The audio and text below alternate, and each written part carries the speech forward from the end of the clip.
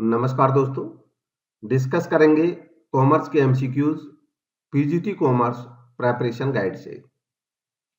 इस सीरीज का आज का क्वेश्चन है पहला 1411वां नंबर 1411th question. Suppose there are two partners A and B. A brings rupees 2 lakh while B brings in rupees 1 lakh capital for the firm. A और B दो पार्टनर्स हैं। ए 2 लाख रुपए लेकर आता है फर्म में और बी 1 लाख रुपए। A is actively involve in the business. A actively business में लगा हुआ है, while B is not at all contributing to it, जबकि बी कोई काम बिजनेस का नहीं करता है। The profit and loss account reveals a profit of rupees 30,000। Profit and loss account में 30,000 रुपए का प्रॉफिट दिया है साल का। How will the profit be distributed among A and B. Profit किस तरीके से ए और बी के बीच में बांटा जाएगा, respectively in the absence of a partnership deed. अगर फर्म के पास पार्टनरशिप डीड नहीं है तो फर्म में अगर पार्टनरशिप डीड नहीं है तो ये प्रॉफिट किस हिसाब से बांटा जाएगा यह बताना है। गिवन ऑप्शंस में सही जवाब है option C, rupees 15,000 and 50,000 to each. A और बी दोनों को 15-15 हजार मिलेंगे। 30,000 का प्रॉफिट इक्वली दोनों में डिस्ट्रीब्यूट कर दिया जाएगा, क्योंकि जब पार्टनरशिप डीड नहीं होता है पार्टनर्स के बीच में तो प्रॉफिट के बारे में प्रोविजन होता है कि प्रॉफिट बराबर बांटा जाएगा, चाहे कैपिटल कम हो ज्यादा हो, चाहे कोई पार्टनर एक्टिवली रोल प्ले करता है फर्म में या नहीं करता है। जितने भी पार्टनर्स हैं उनमें इक्वली प्रॉफिट को बांट दिया जाता है। नेक्स्ट है, Rajan and Sajan started a business on 1 जनवरी 2017। राजन और साजन ने एक बिजनेस स्टार्ट किया 1 जनवरी 2017 को with capital of rupees 30,000 and 20,000 respectively. Capital 30,000 और 20,000 रुपए दोनों ने लगाई है respectively. According to partnership deed के मुताबिक Sajan is entitled to a salary of rupees 500 per month. साजन को 500 पर मंथ की सैलरी मिलनी है। While interest to be allowed on capital is at the rate of 6% for both the partners. जबकि interest जो मिलेगा capital पे वो दोनों ही पार्टनर्स को 6% पर एनम से मिलना है। द रिमेनिंग प्रॉफिट, जो प्रॉफिट बचेगा ये सैलरी देने के बाद और ये इंटरेस्ट ऑन कैपिटल देने के बाद, that will be distributed in the ratio 5:3। वो 5:3 के अनुपात में बांटा जाएगा दोनों के बीच में। आफ्टर 31 दिसंबर 2017, 31 दिसंबर 2017 के बाद the firm earn a gross profit of 25,000। Firm ने अर्न किया है 25,000 रुपए। यहाँ पे ग्रॉस प्रॉफिट हो नेट प्रॉफिट हो उससे कोई फर्क पड़ेगा नहीं, क्योंकि इस क्वेश्चन में कोई ऐसा आइटम नहीं दिया है जिससे हम ग्रॉस प्रॉफिट में से माइनस करके नेट प्रॉफिट निकालें, तो इसका मतलब दोनों सेम ही होगा। During the year Rajan and Sajan withdrew rupees 8,000 and 10,000 respectively. वर्ष के दौरान राजन और साजन ने 8,000 और 10,000 रिस्पेक्टिवली विड्रॉ किए यानी कि ड्रॉइंग किए। Calculate closing balance of Rajan and Sajan. Rajan और साजन का क्लोजिंग बैलेंस निकालना है respectively assuming profits were credited in their respective capital account. ये अज्यूम करते हुए कि प्रॉफिट उनके कैपिटल अकाउंट्स में क्रेडिट किए गए हैं। तो यानी कि सब कुछ जो इसमें चीजें दी हैं, कोई सैलरी है, प्रॉफिट है, इंटरेस्ट है, ये सब कैपिटल में ट्रांसफर कर देने हैं, ड्राइंग है, और उसके बाद उनकी जो कैपिटल्स बचेंगी साल के लास्ट में वो बतानी है। तो कैलकुलेट करके देखें आराम से और देखें सही जवाब कितना आता है, उसके बाद में आइटम्स का ट्रीटमेंट बता दूंगा। गिवन ऑप्शंस में जो सही जवाब है वो है ऑप्शन ए। राजन का आएगा 33,800 और साजन का आएगा 23,200। इसका ट्रीटमेंट में बता देता हूं किस तरीके से आना है। सबसे पहले देखते हैं कि इनकी ओपनिंग कैपिटल है 30,000 20,000। आप जब क्वेश्चन करोगे तो 30,000 20,000 शुरू में आप लिख लोगे, नोट कर लोगे, क्योंकि एमसीक्यू बेस्ड क्वेश्चन है तो ये डायरेक्ट करने होते हैं। इनके लिए कोई फॉर्मेट यहाँ पे बनाओगे तो टाइम वेस्ट बहुत हो जाएगा। आप 30,000 20,000 राजन का साजन का एक तरफ लिख लें दोनों का। इसके बाद आगे जो टर्म दिया उन्होंने कहा सैलरी मिलनी है 500 पर मंथ। तो 500 पर मंथ साजन को सैलरी मिलेगी 500 पर मंथ से पूरे साल की हो जाएगी 12 into 5 यानी कि 6,000। तो जो साजन के 20,000 है आप इसमें 6,000 ऐड कर दोगे। इसके बाद है इंटरेस्ट ऑन कैपिटल। जो कि 6% लगेगा दोनों की कैपिटल्स पे। तो ओपनिंग कैपिटल्स पे इंटरेस्ट लगाया जाता है जब तक कि क्वेश्चन में कहीं कैपिटल के बारे में ये नहीं बताया जाए कि कैपिटल परमानेंट विड्रॉ की गई है ड्यूरिंग द ईयर या एडिशनल कैपिटल लगी है, तब तो जितने टेन्योर जितना अमाउंट रहा उतने दिन का ब्याज लगता है। यहाँ पे चूंकि ऐसा कुछ बताया नहीं गया है तो इसका मतलब जो ओपनिंग कैपिटल है वो राउंड द ईयर बनी रही है और इसी पे इंटरेस्ट ऑन कैपिटल मिलेगा। तो 6% आप लगाओगे 30,000 पे, ये हो जाएगा 1,800, यानी कि 1,800 रुपए 30,000 में जोड़ दिया जाएगा। इसके बाद साजन की जो कैपिटल है 20,000, इस पे भी 6% मिलेगा, यानी कि 1,200 रुपए 1,200 रुपए इनको इंटरेस्ट मिलेगा। 6,000 इनको मिलनी थी सैलरी और 1,200 इनको इंटरेस्ट मिलेगा कैपिटल पे। उसके बाद कहा है कि फर्म ने अर्न किया 25,000 रुपए का प्रॉफिट। अब ये 25,000 का जो प्रॉफिट है हमें ये बांटना है। तो प्रॉफिट कैसे बांटेंगे, पहले सैलरी देंगे 6,000, 25,000 में से 6,000 आप माइनस कर दोगे तो जो अमाउंट बचेगा वो बच जाएगा 19,000, यानी कि 19,000। उसके बाद फिर आगे आप इंटरेस्ट ऑन कैपिटल दोगे 1,800 राजन का है और 1,200 साजन का है, तो 1,800 1,200 टोटल 3,000 हो गया। 3,000 आप ये दे दोगे तो जो प्रॉफिट है आपके पास वो केवल 16,000 बचेगा, 16,000। अब जो 16,000 का जो प्रॉफिट है इन्होंने बताया है कि जो प्रॉफिट बांटा जाएगा उनके रेस्पेक्टिव कैपिटल अकाउंट्स में, उसका इन्होंने बताया है कि वो 5:3 के रेशियो में बांटा जाएगा। तो 5:3 में आप 16,000 को बांट लें, वो कितना आता है। 5:3 में आप बांटेंगे 16,000 को तो इसको राजन के हिस्से में आएंगे 10,000 रुपए, तो 10,000 रुपीज तो आप इनको दे दोगे राजन को, और साजन के हिस्से में आएंगे 6,000 रुपए। आप 5:3 में बांट लेना, 6,000 रुपीज इनको मिल जाएंगे। अब इसके बाद आपको इनकी कैपिटल्स जो हैं वो कैलकुलेट कर लेनी है कितनी आती हैं। इसके अलावा आपको एक ड्राइंग्स इन्होंने जो किए हैं वो इनकी कैपिटल में से आप लेस कर दोगे। तो 30,000 में 10 जोड़ोगे 40, ये 1,800 ऐड कर दोगे, ये दोनों जोड़ करके ये आ जाएगा 41,800, और इसके बाद इसमें से आप 8,000 रुपीज जो है ड्राइंग के वो लेस कर दोगे इनके अकाउंट से। तो जब ये लेस करोगे 8,000 ड्राइंग के नाम पे तो ये सब एडजस्ट होकर के आ जाएंगे 30 प्लस 1,800 प्लस 10,000 माइनस 8,000 ड्राइंग के, ये आ जाएगा 33,800। ऐसे ही साजन के जो ड्राइंग्स है वो 10,000 है, तो साजन की कैपिटल 20,000 में 6,000 प्लस 1,200 प्लस 6,000 और माइनस कर दोगे उसमें से 10,000 ड्राइंग्स के। तो जब ये माइनस कर दोगे तो इनका जो कैपिटल आ जाएगी वो 23,200, इसलिए ए इसका सही जवाब। नेक्स्ट देखें,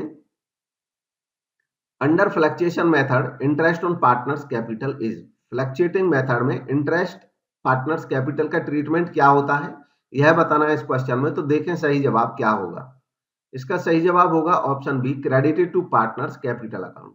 जब फ्लक्चुएटिंग मेथड में कैपिटल मेंटेन करते हैं तो कैपिटल अकाउंट एक ही रहता है, उसी में सारी एडजस्टमेंट होती है। तो चाहे इंटरेस्ट ऑन पार्टनर हो या इंटरेस्ट ऑन ड्राइंग हो या अन्य कोई एडजस्टमेंट हो, सब पार्टनर के कैपिटल अकाउंट में ट्रांसफर की जाती है। इंटरेस्ट ऑन पार्टनर जो होता है वो पार्टनर के लिए उसके लिए इनकम होता है, फर्म के लिए खर्चा होता है, तो पार्टनर की कैपिटल को ये बढ़ा देता है, इसलिए उसकी कैपिटल में ये क्रेडिट कर दिया जाता है, जोड़ दिया जाता है। नेक्स्ट है, A and B contributed capital of ₹90,000 and 85,000 respectively, agreed to share profits and loss in the ratio of 3:2। A और बी पार्टनर्स हैं और उनकी कैपिटल है, ए की 90,000, बी की 85,000। प्रॉफिट बांटते हैं ये 3:2 में। What will be the balance of A's capital. A की कैपिटल का बैलेंस क्या होगा आफ्टर रिवैल्यूएशन, रिवैल्यूएशन के बाद। If machinery worth ₹1,20,000 valued at 90,000 and creditors worth ₹45,000 revalued at 35,000। तो यहाँ पे रिवैल्यूएशन के दो आइटम दिए हैं कि मशीनरी रिवैल्यू करके 1,20,000 से 90,000 हो गई, तो एक तरह से ये 30,000 रुपए का इनके लिए हो जाता है लॉस 30,000 का। और क्रेडिटर्स जो है 45 से रिवैल्यू होकर के 35 हो गए, यानी कि क्रेडिटर्स कम हो गए। क्रेडिटर जब लायबिलिटी कम होती है तो ये बेनिफिट होता है, तो ये एक तरह से इनके लिए प्रॉफिट हो रहा है रिवैल्यूएशन का 10,000 रुपीज का। अल्टीमेटली 20,000 का इनको हो रहा है लॉस। तो 20,000 का जो लॉस हो रहा है वो ए और बी आपस में बियर करेंगे, और 20,000 के लॉस को ये दोनों बियर करेंगे अपने प्रॉफिट शेयरिंग रेशियो में। प्रॉफिट शेयरिंग रेशियो इनका जो गिवन है वो गिवन है 3:2। तो ए की कैपिटल हमें पूछी है, तो ए का लॉस निकाल लेते हैं कितना आएगा। तो 3:2 का मतलब है 3/5 ए के हिस्से में लॉस आएगा। तो 20,000 का 3/5 कैलकुलेट कर लेंगे। 20,000 का 3/5 जो आएगा वो आ जाएगा, 5 से ही 4 टाइम कट जाता है, 4 इंटू 3 हो जाएगा 12,000। तो 12,000 रुपीज ए की कैपिटल में से आपको करना होगा माइनस। तो ए की कैपिटल 90 है और इसमें से आप माइनस करोगे 12,000, तो कैलकुलेट करें कितना आता है। ये अमाउंट आ जाएगी इसमें से लेस होकर के 78,000, और इसलिए सही जवाब हो जाएगा ऑप्शन सी। नेक्स्ट देखें, a partner withdrew ₹20,000 at the end of each half year. एक पार्टनर विड्रॉ करता है हर हाफ ईयर के लास्ट में 20,000 रुपए। Interest on his drawings will be calculated for how many months. Interest on capital कितने महीने का उस पर कैलकुलेट होगा, बस ये इसमें बताना है। तो देखिए, इन्होंने कहा है कि ये जो विड्रॉ करते हैं वो 20,000 विड्रॉ करते हैं हाफ ईयर के एंड में। तो पहले हाफ ईयर के एंड में ये कितना विड्रॉ करेंगे ये आपको देखना है। साल में 2 हाफ ईयर होते हैं 6-6 महीने के, और इस तरह टोटल 12 महीने हो जाते हैं। तो पहले हाफ ईयर के एंड में, यानी कि पहले हाफ ईयर का एंड का मतलब है कि 6 महीने गुजर चुके हैं, 6 महीने बचे हैं। तो पहले हाफ ईयर में जो 20,000 निकाले हैं उन पे लगेगा 6 महीने का 6 मंथ का इंटरेस्ट। और सेकंड हाफ ईयर के एंड में जब निकालेंगे तो सेकंड हाफ ईयर का एंड यहाँ पे होगा, मतलब पूरे 12 महीने का, पूरे साल का भी एंड। तो साल के एंड में जो पैसा निकाला है सेम डे और उसी दिन उस पर ब्याज कोई नहीं होगा, क्योंकि अभी एक भी दिन नहीं हुआ है, लास्ट में निकले हैं। तो जो सेकंड वाले 20,000 निकलेंगे उन पे 0 मंथ का इंटरेस्ट लगेगा। तो ऐसे केस में जब एक साथ हमें इकट्ठी अमाउंट पे ब्याज लगाना हो, या तो हम दो ऐसे ब्याज लगाएंगे, ऐसे केसेस में जब सीक्वेंस में कोई अमाउंट निकाली जाती है तो हम क्या करते हैं, या तो हम हर अमाउंट पे अलग अलग लगाएंगे, यानी कि पहले हाफ ईयर के लास्ट में जो निकाला उस पर हम 6 महीने का लगाएं, और सेकंड हाफ ईयर के लास्ट में जो निकाला उस पर हम 0 मंथ्स का लगाएं। या तो एक तरीका है ये, और या दूसरा तरीका है इसका एवरेज पीरियड बना दें। एवरेज पीरियड बनाने का तरीका होता है दोनों पीरियड को ऐड कर दें 6 + 2, और ये जितने पीरियड है, ये 2 पीरियड है, 2 से इसको डिवाइड कर दें। तो आप ऐसा करोगे तो 6/2 आ जाएगा, यानी कि 6/2 का मतलब हो जाता है 3। तो 3 मंथ्स का अगर हम निकालेंगे तो वो सेम ब्याज आएगा। या तो आप पहली छमाही पे 6 महीने का लगा दो, दूसरे वाले पे 0 का, तो जितना आएगा उतना ही एवरेज पीरियड का भी बनता है। तो 3 महीने का, यानी कि बी इसका सही जवाब हो जाएगा।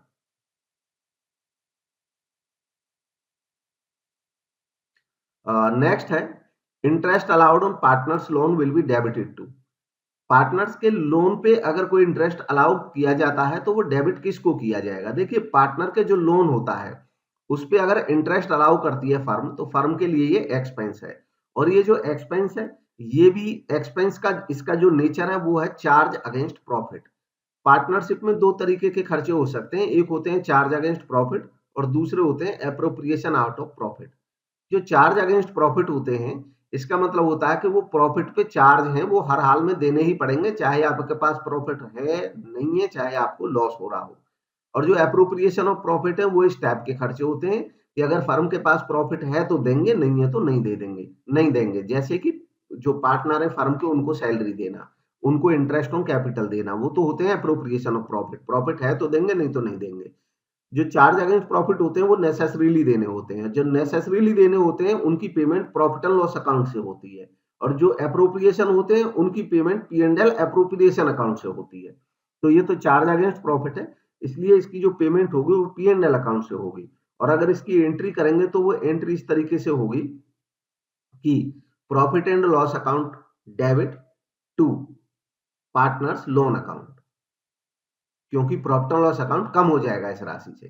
तो इसलिए इसका जो सही जवाब आ जाएगा वो आ जाएगा profit and loss account. Profit and loss account option C इसका सही जवाब है।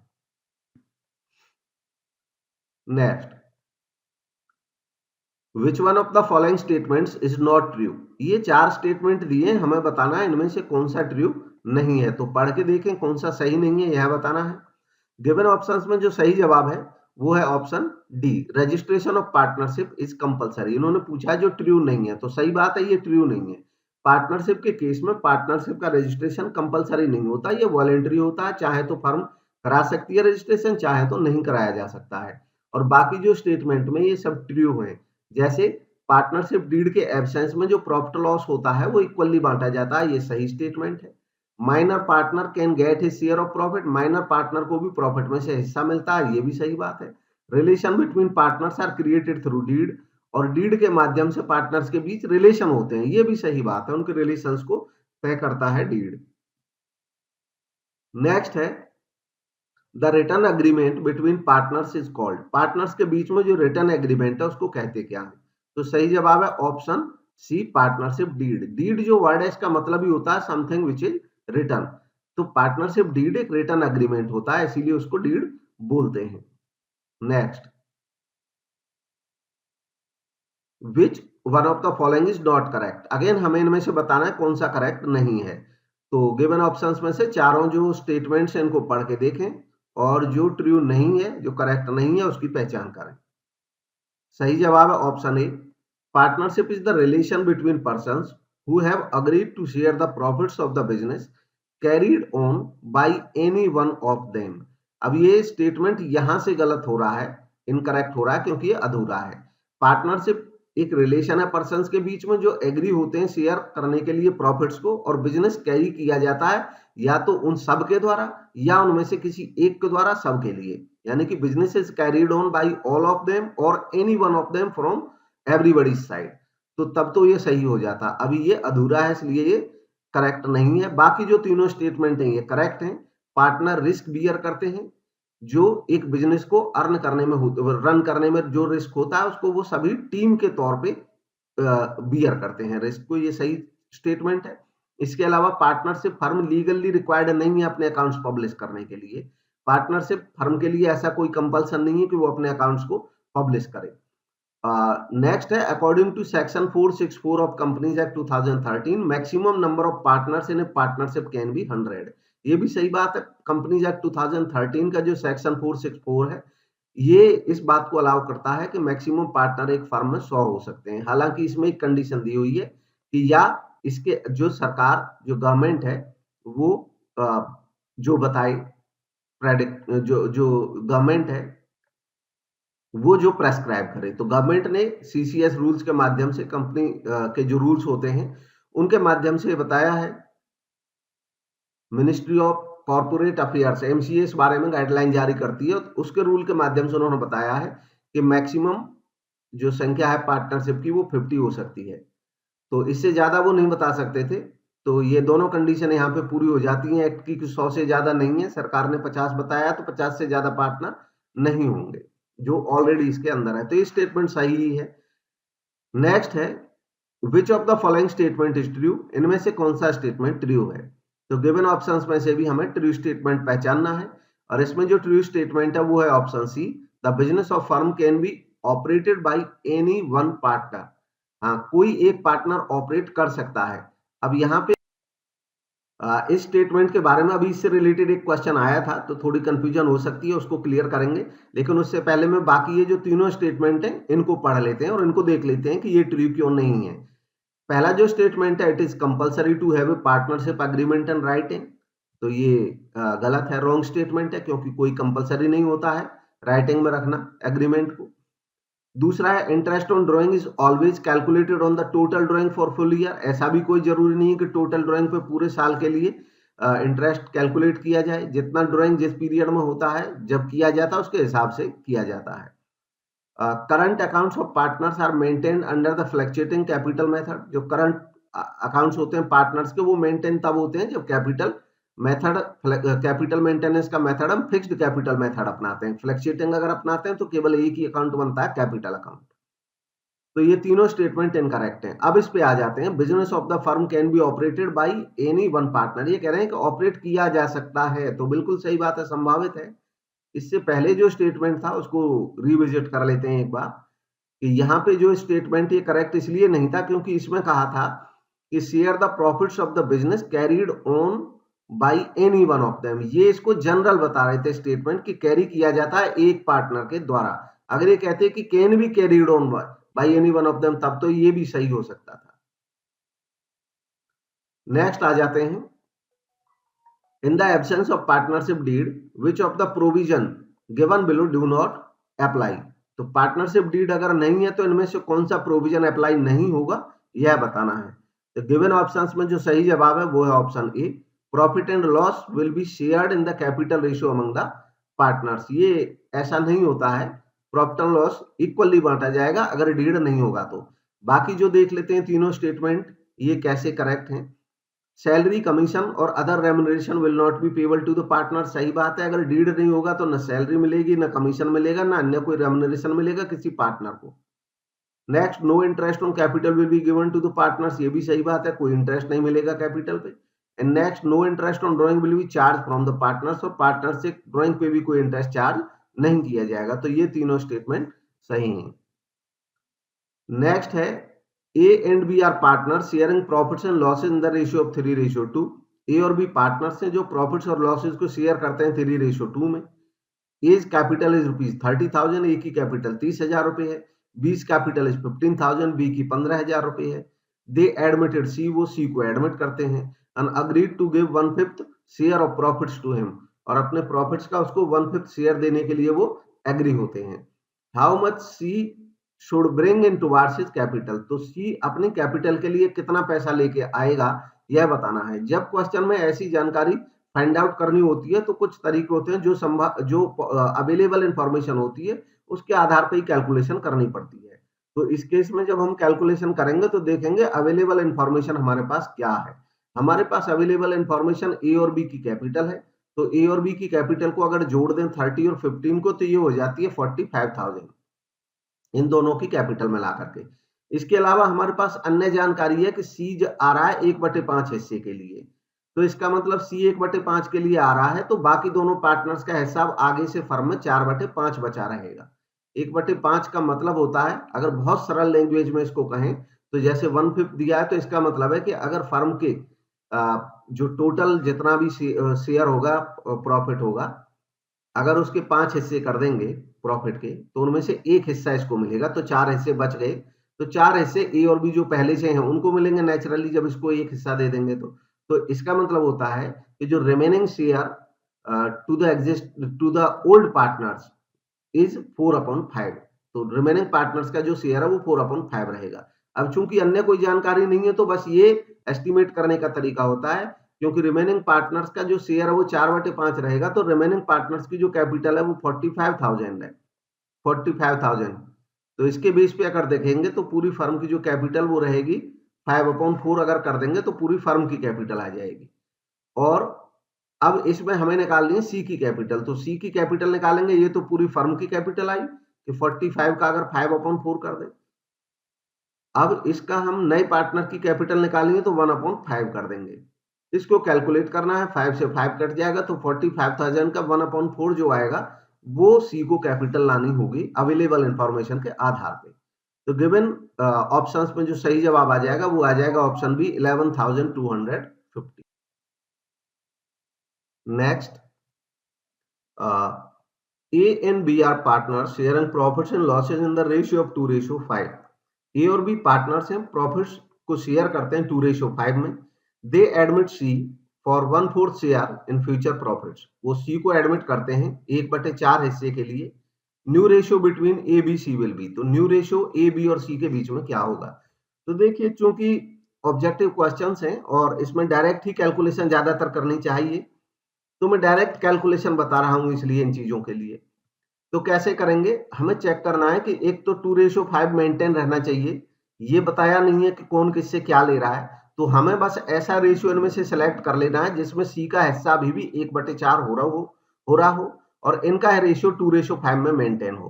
तो आप देखते चले जाएंगे, अगर ए और बी का, तो ये देखो ये 2:5 हो नहीं सकता है, ये 2:5 हो नहीं सकता है। इसको देखोगे तो ये भी 2:5 हो नहीं सकता है। इसको देखोगे तो चेक करो 6:15, तो 3:2 या 6 होता है, 3:5 15 होता है। यही एक इसका आंसर है, यहीं से चेक हो जाता है। फिर भी कभी कभी ऐसे हो सकते हैं ऑप्शन की दो जगह यही इस टाइप का रेशियो बन जाए, तो आप कैसे चेक करेंगे, इसको भी वेरीफाई कर लेना चाहिए कि ये 1/4 है, तो चेक करें क्या ये अभी भी 1/4 है। तो ये 15 और 6 ये 21 हो जाएगा, और 21 और 7 28 हो जाएगा।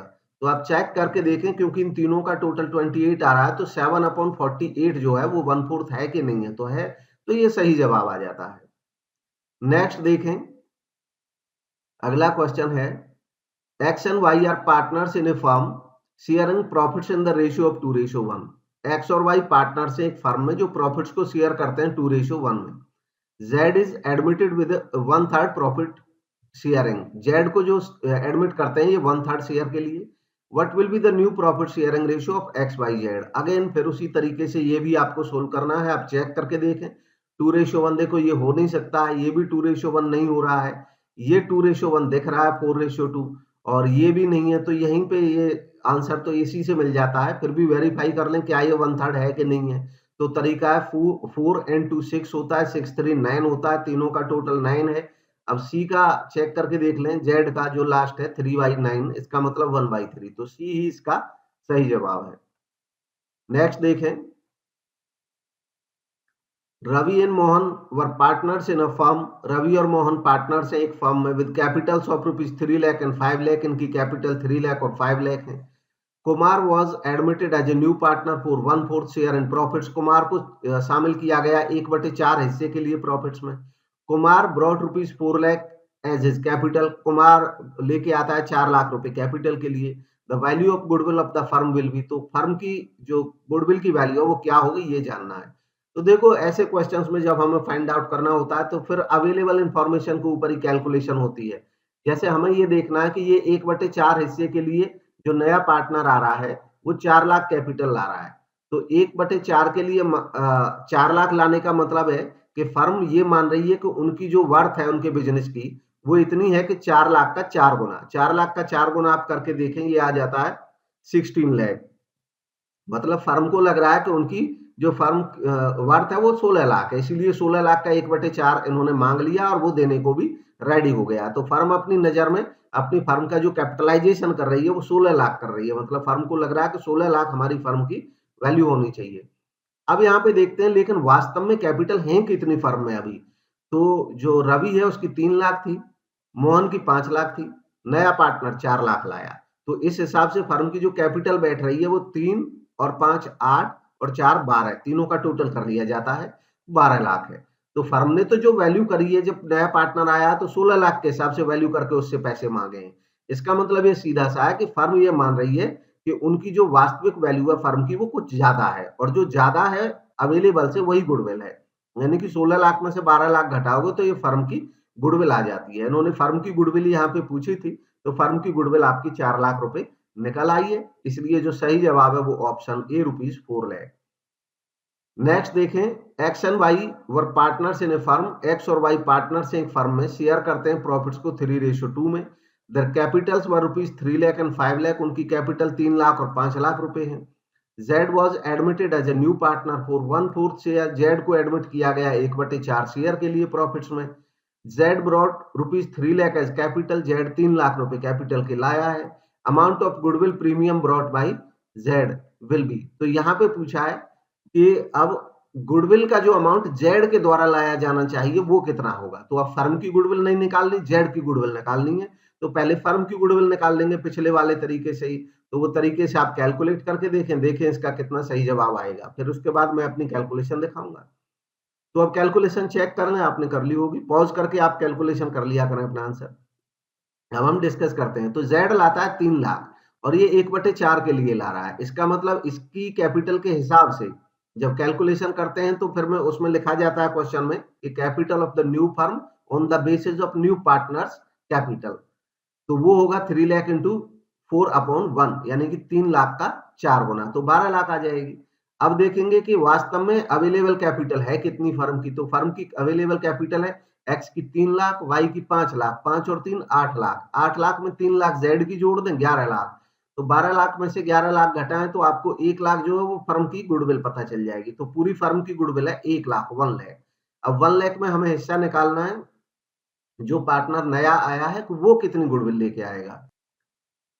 तो 1/4 शेयर के लिए आ रहा है तो वो गुडविल का 1/4 ही पे करेगा. क्योंकि जो शेयर के लिए आ रहा होता है इसका मतलब होता है कि वो गुडविल का इतना हिस्सा खरीद रहा है. तो 1 लाख गुडविल है फर्म की, इसका 1/4 ये खरीद रहा है, इसीलिए 1/4 प्रॉफिट मिलेगा. 1 लाख का 1/4 करोगे 25,000 आ जाएगा. ऑप्शन डी इसका सही जवाब. Next. On the admission of a new partner, एक नए पार्टनर के एडमिशन पे increase in the value of an asset is credited to. जब नए पार्टनर का किसी का एडमिशन होता है और उस समय वैल्यू किसी एसेट की अगर बढ़ रही है तो उसको कहाँ क्रेडिट करते हैं? तो देखिए, फर्म की एसेट का रिवैल्यूएशन अगर किया जाता है और एसेट की वैल्यू बढ़ती है तो उस एसेट को तो डेबिट करेंगे, और एसेट से मिलने वाला जो प्रॉफिट है वो एक प्रॉफिट है, उसको रिवैल्यूएशन अकाउंट में क्रेडिट करेंगे। उन्होंने पूछा है क्रेडिट कहाँ करेंगे, तो डी इसका सही जवाब आ जाएगा, रिवैल्यूएशन अकाउंट में। Next, on the admission of a new partner any increase in the value of building is credited to. अब अगेन उसी टाइप का क्वेश्चन है बिल्कुल, बिल्डिंग की वैल्यू अगर बढ़ेगी तो कहाँ उसको क्रेडिट करेंगे? तो बिल्डिंग चूंकि एसेट है, बिल्डिंग डेबिट होगी और रिवैल्यूएशन को क्रेडिट करेंगे, सी इसका सही जवाब आ जाएगा, option C. Next, X and Y share profit in the ratio of 3:2। X और वाई प्रॉफिट्स को शेयर करते हैं 3:2 में। Z was admitted as partner who gets 1/5 share. Z को 1/5 शेयर मिलेगा, उसके लिए उसको एडमिट किया। न्यू प्रॉफिट शेयरिंग रेशियो बताना है। If Z acquires 320 from X and 120 from Y. अगर जेड एक्वायर करता है एक्स से 320 एंड वाई से 120, तो इसमें क्वेश्चन में कैलकुलेशन औरों से थोड़ी लेंदी है, पूरी करनी पड़ेगी, क्योंकि 1/5 जो मिल रहा है आप इसमें चेक करेंगे तो ये सबको ही 1/5 बैठ रहा है, इसका लास्ट वाले का चेक करेंगे तो उससे तो काम चलेगा नहीं टेक्निक से, इसमें सबका कैलकुलेट करना पड़ेगा। अच्छा, उसका भी कोई ज्यादा लंबा तरीका नहीं है, आसान है। देखो, जेड एक्वायर कर रहा है एक्स से 3/20, तो एक्स का जो ओल्ड शेयर है वो 3:2 का मतलब है 3/5 है। तो जो 3/5 एक्स का पुराना है उसमें से आप जितना ये एक्स जेड को दे रहा है, ये दे रहा है 320, ये माइनस कर देंगे, तो 3/5 में से आप 320 माइनस कर दोगे और इस तरह उसका शेयर निकल आएगा। इसको निकालोगे, कैलकुलेट करोगे तो ये कैलकुलेट करके आ जाएगा 9/20। अब इसके बाद ऐसे ही अगले पार्टनर का भी निकाल लोगे। अच्छा, यहाँ पे ध्यान रखना कि ये ऑफ नहीं है कहीं भी। अगर ऑफ होता है तो पहले ये निकालना पड़ता है कि वो ले कितना रहा वास्तव में। तो अगर ये कहता है Z acquires 320 of x share, तो एक्स के शेयर का 320 मिलता है उसको, लेकिन यहाँ पे डायरेक्ट दे रखा है तो डायरेक्ट घटता है, यहाँ पे ऑफ नहीं है कहीं, डायरेक्ट घट जाएगा, 320 घटा देंगे। ऐसे ही जो y है उसका 2/5 है ओल्ड, और 2/5 में से आप माइनस कर दोगे 1/20 वो दे रहा है नए पार्टनर को, तो 120 इसमें से माइनस करोगे तो ये आ जाएगा 7/20। तो 9/20 तो x का आ गया, y का आ जाएगा 7/20, मैं यहाँ लिख देता हूँ 7/20। और ये जो ले रहा है 1/5, इसका भी डिनोमिनेटर इक्वल करना पड़ेगा, तभी हम रेशियो फॉर्म में लाते हैं किसी वैल्यूज को। तो 1/5 को आप नीचे डिनोमिनेटर 20 करने के लिए दोनों तरफ 4 से मल्टीप्लाई करना पड़ेगा, तो 4 into 1 4 आ जाएगा, 5 into 4 20 आ जाएगा, यानी कि 4/20। तो अब आप रेशियो बनाएंगे तो आसानी से बन जाएगा, डिनोमिनेटर इक्वल हो गया तीनों का, 9/20, 7/20, 4/20, तो 9:7:4 आ जाएगा, और इसलिए इसका सही जवाब हो जाएगा option A. Next, on admission of a new partner increase in value of an asset is debited to. तो ऑलरेडी, अच्छा यहाँ पे ये डेबिट पूछा है, क्रेडिट तो करते हैं एसेट की वैल्यू को रिवैल्यूएशन में, और एसेट बढ़ रही है तो एसेट में ही डेबिट होगा, वो एसेट अकाउंट में, ऑप्शन बी इसका सही जवाब आ जाएगा। नेक्स्ट है, in a firm A and B share profits in ratio 4:3। एक फर्म में ए और बी प्रॉफिट्स को बांटते हैं 4:3 में। They admit C for 27 share, वो सी को एडमिट करते हैं 27 शेयर के लिए फर्म में। C takes his share equally from A and B. C अपना हिस्सा लेता है ए और बी से इक्वली। इक्वली का मतलब 2/7 जो है इसका 1/2 दोनों से वो प्राप्त करेगा। What will be the new profit sharing ratio between the partners, तो न्यू प्रॉफिट शेयरिंग निकालना है।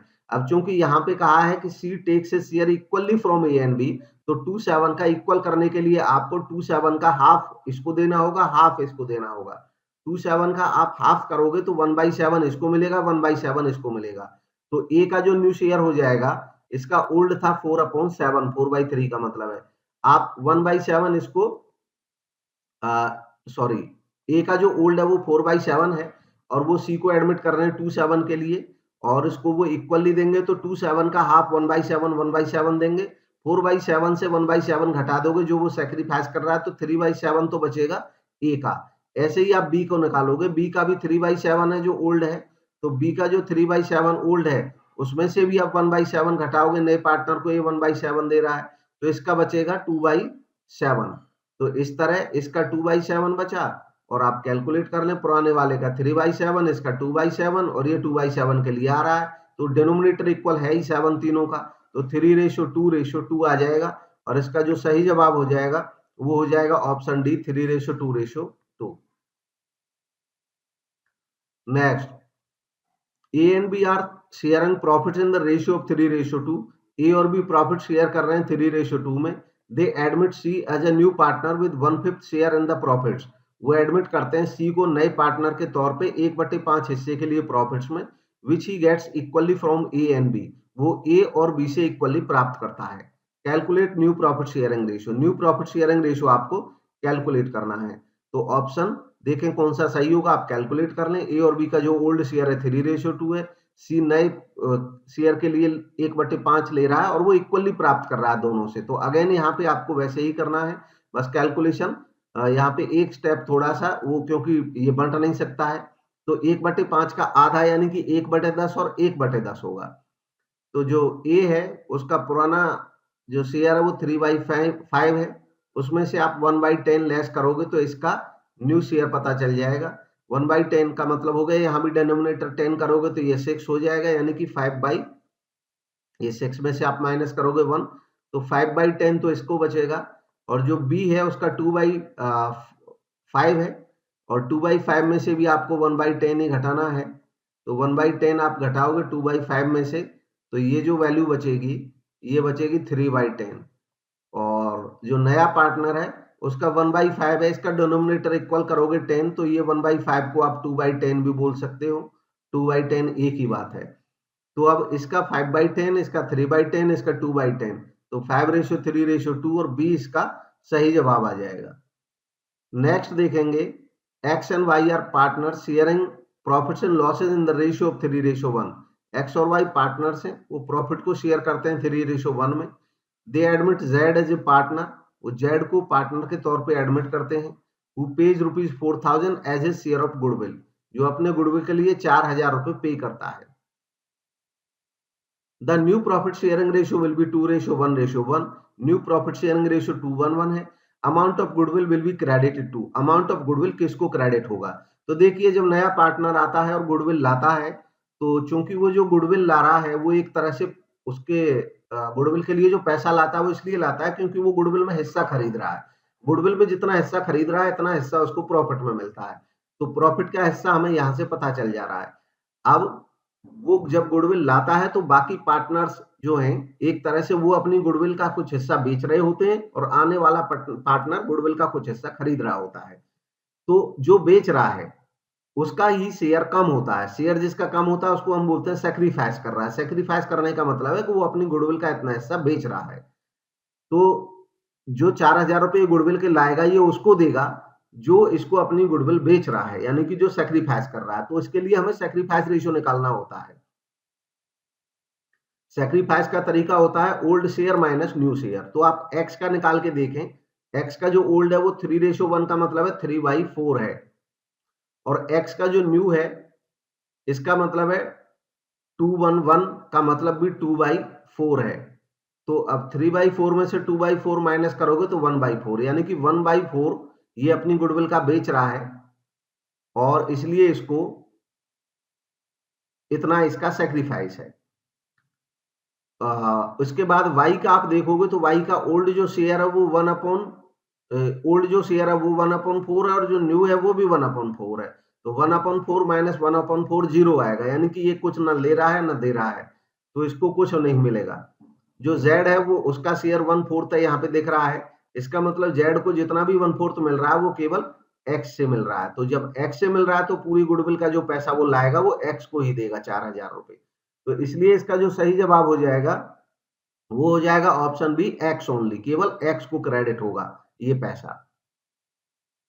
नेक्स्ट है A and B are partner sharing profits in the ratio of 5:3। A और बी पार्टनर्स हैं जो प्रॉफिट को शेयर करते हैं 5:3 में।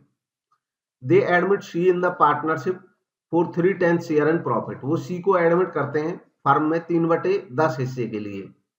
The new ratio after C's admission will be, तो न्यू रेशो सी के एडमिशन के बाद क्या होगा यह बताना है। तो देखें इसमें न्यू रेशो निकालना है, वो सी को एडमिट करते हैं 310 के लिए। बाकी ये नहीं बता रखा है इस क्वेश्चन में कि किससे कौन कितना ले रहा है दे रहा है, तो ये क्वेश्चन सीधे कैलकुलेट हो जाएगा। आप सबसे पहले यही चेक कर लेंगे कि ये, चूंकि ये कुछ ये नहीं बता रखा है कौन कितना दे रहा है, इक्वली दे रहा है या किसी रेशियो में दे रहा है, तो इनका जो ओल्ड रेशियो है वो न्यू रेशियो में भी मेंटेन रहेगा।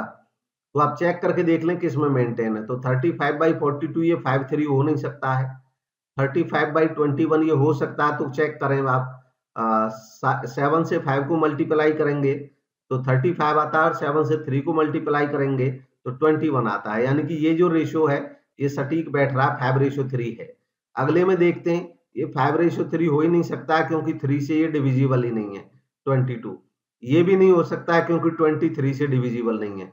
तो इसलिए जो आंसर है वो केवल यही रहना है, बी ही। फिर भी आप इसको भी चेक कर लेंगे 3/10 ये बचता है कि नहीं बचता है। तो उसके लिए इन तीनों का टोटल करें और टोटल को फिर चेक करें 24 इन तीनों का जो टोटल है उससे, तो वो 3/10 आ जाएगा। तो बी इसका सही जवाब है। नेक्स्ट देखें, एक्स एंड वाई पार्टनर्स हैं, प्रॉफिट्स को शेयर करते हैं 2:3 में। They agree to admit Z into partnership, वो एग्री होते हैं जेड को पार्टनरशिप में एडमिट करने के लिए। Who will get 1/4 share in profits, जिसको प्रॉफिट्स में 1/4 हिस्सा मिलेगा। He acquires this share as 4/20 from, ये एज होगा, as 4/20 from X and 1/20 from Y. वो 4/20 एक्स से लेता है और 1/20 वाई से लेता है। तो new profit sharing ratio partners का क्या होगा ये बताना है। तो इस क्वेश्चन में भी ये सीधे दे रखे हैं, तो 2/5 में से इसका 4/20 माइनस करेंगे और इसका 3/5 में से 1/20 माइनस करेंगे। इनके न्यू शेयर्स आ जाएंगे और वाई का जो शेयर है वो 1/4 है, उसका डेनोमिनेटर उसके इक्विवेलेंट कर लेंगे और इस तरह इसका जो सही जवाब आ जाएगा वो आ जाएगा ऑप्शन ए, यानी कि 4:11:5। ये आप चेक कर लेंगे, ऑलरेडी इस तरह के क्वेश्चंस हम कर चुके हैं, ये सही आएगा। तरीका भी मैं बता रहा हूं फिर से। इसका 2:3 का मतलब है 2/5 इसका ओल्ड आएगा।